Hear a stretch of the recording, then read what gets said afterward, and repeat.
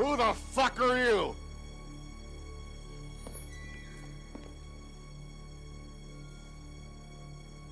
Death.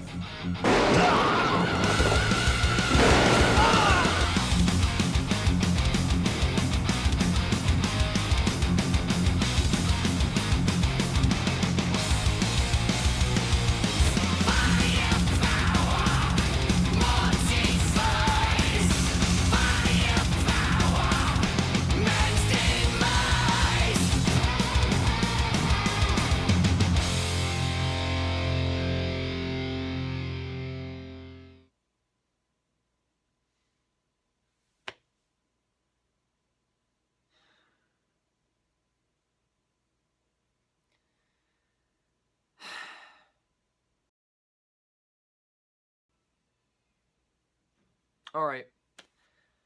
I think it's about time we stop milking this intro down and let's just get down to reviewing the movie. So, the 1974 Death Wish movie starring Charles Bronson, directed by Michael Winner, is a movie that I would always hold close to my heart. Not only because Charles Bronson is amazing in it, or because of the action scenes that were so well realistic, but because it had a story that was very interesting and characters I wanted to care about, dialogue that was very well spoken and had some amazing quotable lines, a movie that had exactly no villain whatsoever throughout the majority of the film. It focused on both sides of the situation, Charles Bronson wanting to avenge his family after the muggers have basically raped and murdered his wife, and the police that, while understanding his motivation, cannot let this crime spree continue. But what I really like the most about that movie is that it basically balanced the themes of the film, about the themes of realistic vigilante justice, police corrupting their power, crime sprees happening rampantly. This movie is not only a gem, but I would say it's one of the most underrated films of the 1970s. The sequels to the Death Wish movies are kinda hit or miss, but still, regardless how I think of the sequels, I still very like them despite how incredibly cheesy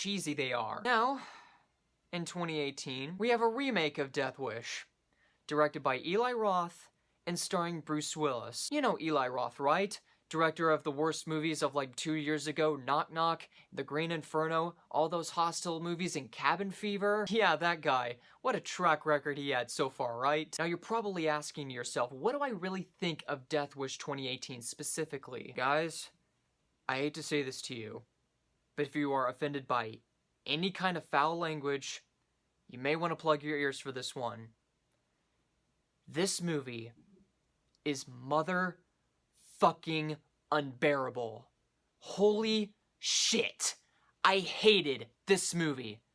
I hated it! Every single fucking bit of it! And I know a lot of you out there who are thinking to yourself, oh my god, Luke Nukem swore! Yep, I think it's about time I started getting out of the PG zone and getting into the PG-13 R-rated zone. Wrestling, take notes. And I think this movie is a perfect way to start. But really guys, without any kind of exaggeration, I hated this movie. I hated it! I haven't been this angry about a remake since like 2 years ago with the Point Break remake. Seriously guys, have we not learned since the Point Break remake?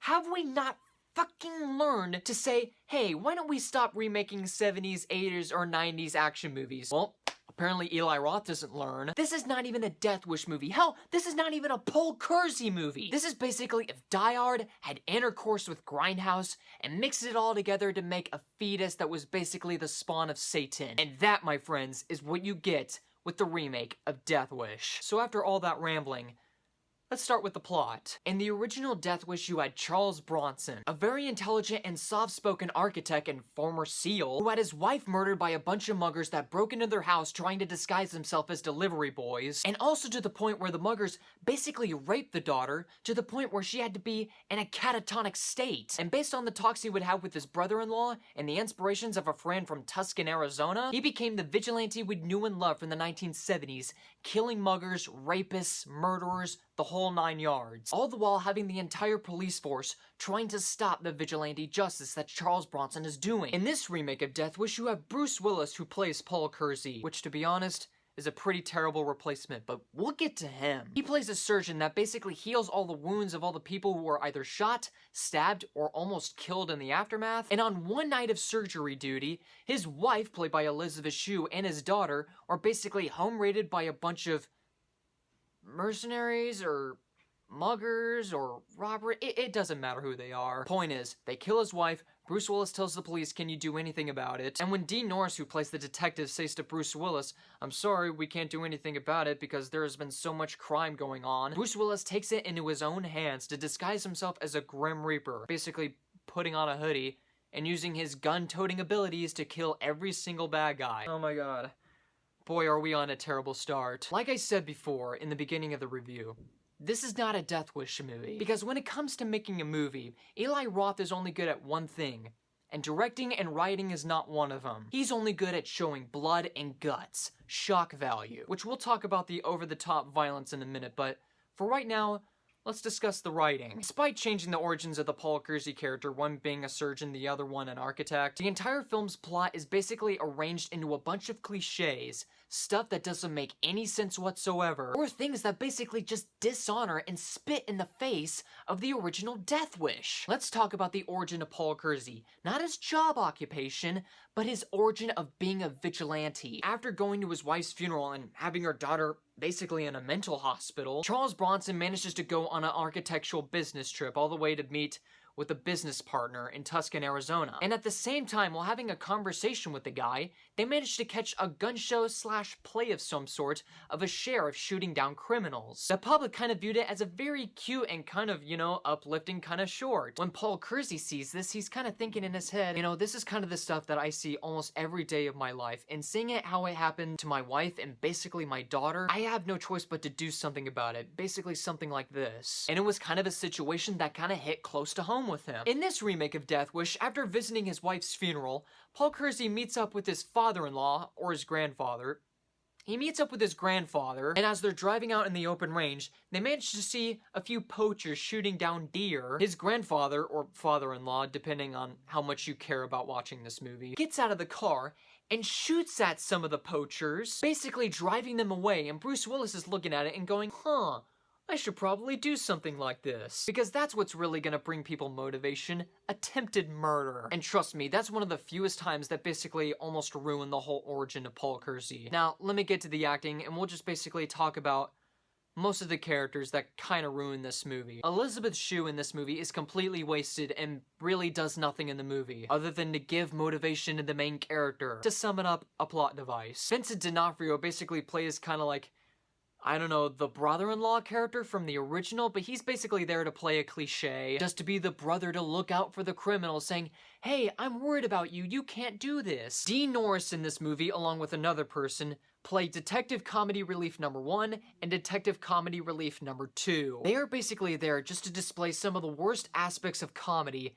I've seen in a remake. In one particular scene, Dean Norris, along with Detective Comedy Relief number 2, they go over to see Vincent D'Onofrio just to check up how Bruce Willis is doing. And Vincent D'Onofrio's like, oh, Paul Kersey's not here, he's over at a business dinner meeting or something. And he tells them, have a nice day, closes the door, and Detective Comedy Relief number 2 turns over to Dean Norris and she says, that was some bullshit. And I turned over to this movie and I was like, what was the joke? Is it because she's black and she said something funny? Now, aside from the remake completely desecrating everything that the original stood for and having appallingly wooden acting, the entire problem of the whole film is the main character himself, Paul Kersey. Bruce Willis is so bad in this movie. Here's the thing with Charles Bronson. In the original, while he was very somber, very kind of dramatic, and had a very soft-spoken performance, he had charisma, he had life to him. Bruce Willis basically has two modes in his acting, and they basically kind of coincide with each other. One of them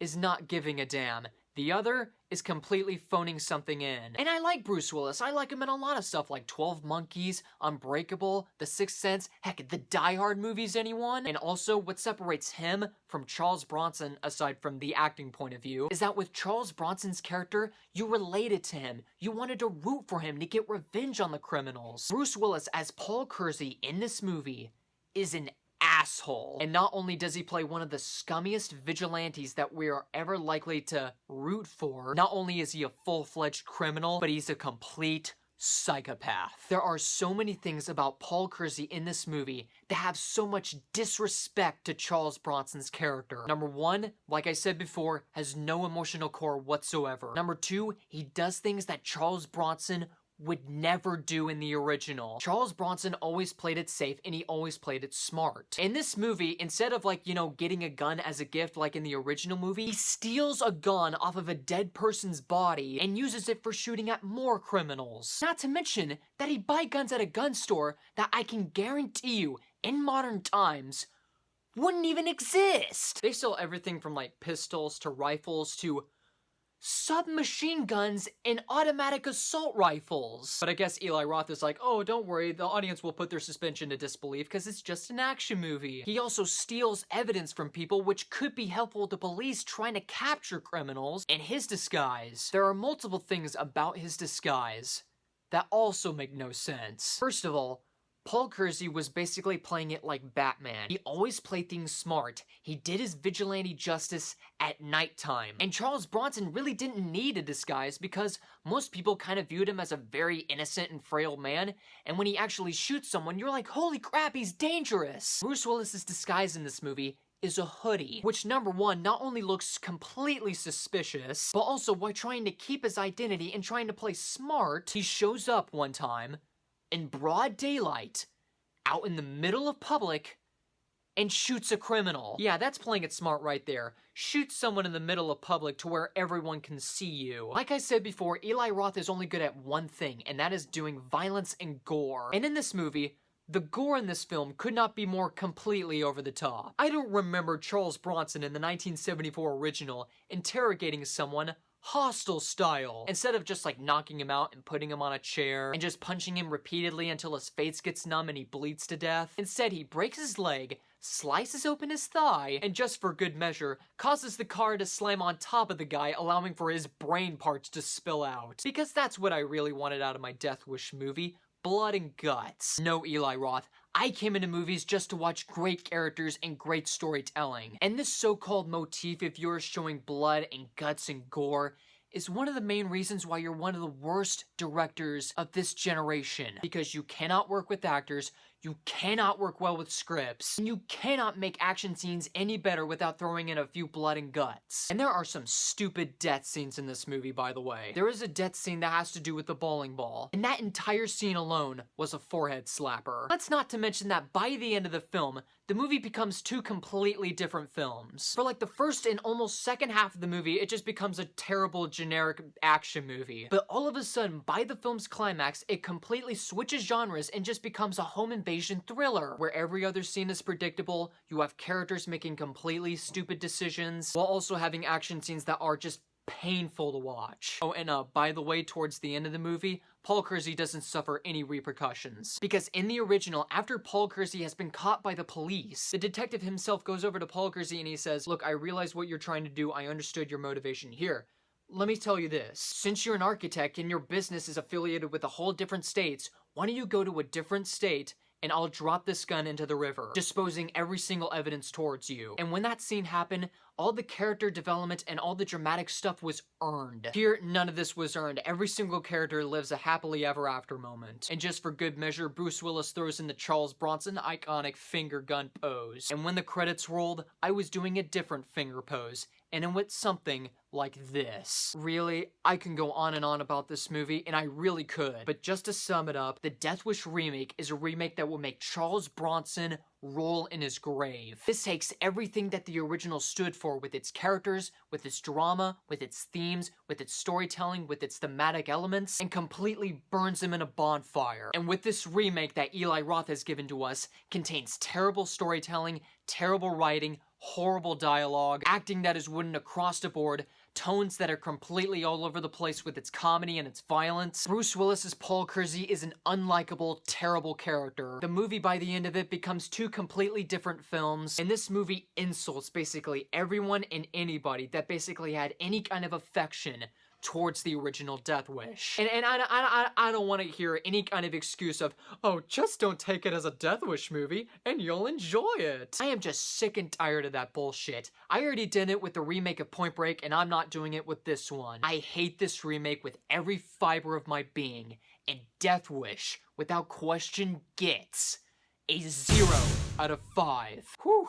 Alright, that was my review / rant of Death Wish. Comment below, let me know what you thought about this terrible film. Find me on Facebook, Twitter, and Google+. And also, if you want to see more rants like this, be sure to subscribe for more. My name is Luke Nukem, and Charles Bronson, take it away. I warned you! I tell you! So gratifying.